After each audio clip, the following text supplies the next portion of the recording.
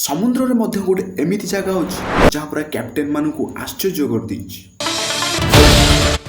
କୁହାଯାଏ କି ସେ ସ୍ଥାନ ଦେଇ ଯିଏ ଯାଏ ସେ ଆଉ କେବେ ବି ଫେରେନି।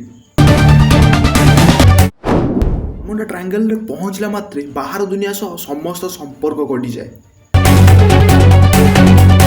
ଯିଏ କେହି ବି ବର୍ମୁଡା ଟ୍ରାୟାଙ୍ଗଲର ନାଁ ଶୁଣିଛି ସେ ଏଇଆ ଶୁଣିଛି କି ବର୍ମୁଡା ଟ୍ରାୟାଙ୍ଗଲରେ ପହଞ୍ଚିଲା ମାତ୍ରେ ଜାହାଜମାନଙ୍କ ଦିଶାସୂଚକ ଯନ୍ତ୍ର କାମ କରେ ନାହିଁ।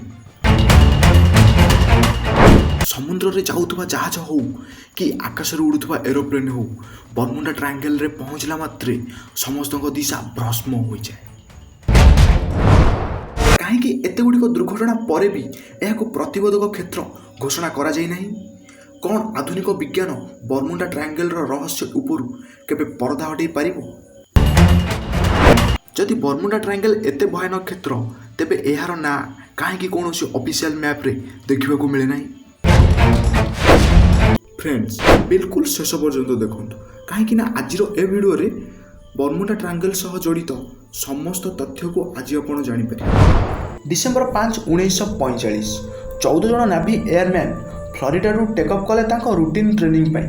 ହେଲେ ପ୍ରାୟ 1.5 ଘଣ୍ଟା ପରେ flight leader lieutenant Charles Taylor control ଟାୱାରକୁ ଆଲର୍ଟ କଲେ କି ତାଙ୍କ ସହିତ କିଛି ରହସ୍ୟମୟ ଘଟଣା ଘଟୁଛି। ସେ ମେସେଜରେ କହିଥିଲେ ଯେ ତାଙ୍କର 3ଟି କମ୍ପାସରୁ ଗୋଟେ ବି କମ୍ପାସ କାମ କରୁନାହିଁ, ଆଉ ସେ ପୂର୍ବ ଦିଗ କେଉଁଟା ଜାଣିପାରୁନାହାନ୍ତି।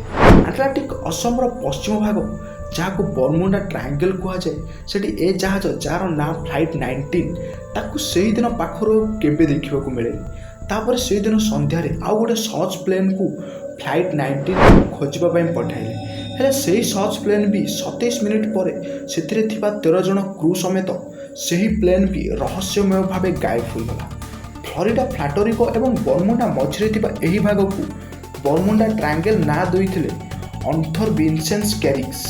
ସେ ଏହିସବୁ ଟର୍ମସକୁ ଗୋଟେ ମ୍ୟାଗାଜିନ୍ରେ ଚୁଜ୍ କରିଥିଲେ ମିଷ୍ଟେରିୟସ୍ ଜିନିଷକୁ ଏକ୍ସପ୍ଲେନ୍ କରିବା ପାଇଁ। ଦେନ୍ ସେ ଲେଖିଥିଲେ କି ବର୍ମୁଡା ଟ୍ରାୟାଙ୍ଗଲ ଗୋଟେ ଟ୍ରୁ ମିଷ୍ଟ୍ରି, ଆଉ ୟୁଏସ୍ ନାଭି ଏବଂ ତା ଏୟାରଫୋର୍ସ ଏବଂ ତା କୋଷ୍ଟ ଗାର୍ଡ ବି ଏହି କଥାକୁ ସମର୍ଥନ କରିଥିଲେ। ଗତ 100 ବର୍ଷ ଭିତରେ ହଜାର ହଜାର ପାଣି ଜାହାଜ, ହଜାର ହଜାର ଉଡ଼ାଜାହାଜ ଏହି ବର୍ମୁଡା ଟ୍ରାୟାଙ୍ଗଲରେ କେଉଁଠି ହଜିଯାଇଛି ସେଟା କେହି ବି ଜାଣିନାହାନ୍ତି। ଆଉ ଏହିସବୁ ଜାହାଜ ବୁଡ଼ିବାର ପ୍ରମାଣ ବି ଆଜି ପର୍ଯ୍ୟନ୍ତ ମିଳିନି। ମାନେ ସେ ଜାହାଜର କୌଣସି ପ୍ୟାକେଟ୍ ବା ସେହି ଜାହାଜର କୌଣସି ଭଙ୍ଗା ଟୁକୁଡ଼ା ଆଜି ପର୍ଯ୍ୟନ୍ତ ମିଳିନାହିଁ। ଆପଣଙ୍କୁ ଏସବୁ ଜିନିଷ ବହୁତ ରହସ୍ୟମୟ ଲାଗୁଥିବ। ବର୍ମୁଡା ଟ୍ରାୟାଙ୍ଗଲ ବିଷୟରେ ବହୁତ ଷ୍ଟୋରି ଲେଖାଯାଇଛି, ଆଉ କିଛି ଲୋକ ତ ଏହା ବି ମାନନ୍ତି ବର୍ମୁଡା ଟ୍ରାୟାଙ୍ଗଲରେ ଗୋଟେ ଅଲଗା ଦୁନିଆକୁ ଯିବା ପାଇଁ ରାସ୍ତା ଅଛି। ଏସବୁ କଥା ସେତେବେଳେ ହାଇଲାଇଟ୍ ହୋଇଥିଲା ଯେତେବେଳେ ଏଲେନ୍ ଅଷ୍ଟମ୍ଙ୍କୁ ଗୋଟେ ଆମେରିକାନ୍ ଜାହାଜ, ଯେଉଁଥିରେ କେହି ବି ନଥିଲେ, ଆଟଲାଣ୍ଟିକ୍ ଅସମରେ ଏହି ଜାହାଜ ମିଳିଥିଲା। ଏଲେନ୍ ଅଷ୍ଟମ୍ ଏହି ଜାହାଜକୁ ନିଜ ସହିତ ନେବା ପାଇଁ ଚାହୁଁଥିଲେ, ଯେଉଁଥିପାଇଁ ତାଙ୍କ ଜାହାଜରେ ଥିବା କିଛି କ୍ରୁ ମେମ୍ବର ସେହି ଜାହାଜରେ ଦାଖଲ କରିଗଲେ, ଆଉ ସେହି ଜାହାଜ ନିଜ ସହିତ ନେବା ପାଇଁ ଚଲେଇବାକୁ ଲାଗିଲେ। ବାଟରେ ଯାଉଥିବା ସମୟରେ ସେହି 2ଟି ଜାହାଜ ଅଲଗା ହୋଇଗଲେ। ଯେତେବେଳେ ପୁଣି ସେହି 2ଟି ଜାହାଜ ଏକାଠି ମିଶିଗଲେ, ସେତେବେଳେ ସେହି ଜାହାଜରେ ଥିବା ସମସ୍ତ କ୍ରୁ ମେମ୍ବର ରହସ୍ୟମୟ ଭାବେ ଗାୟବ ହୋଇଗଲେ।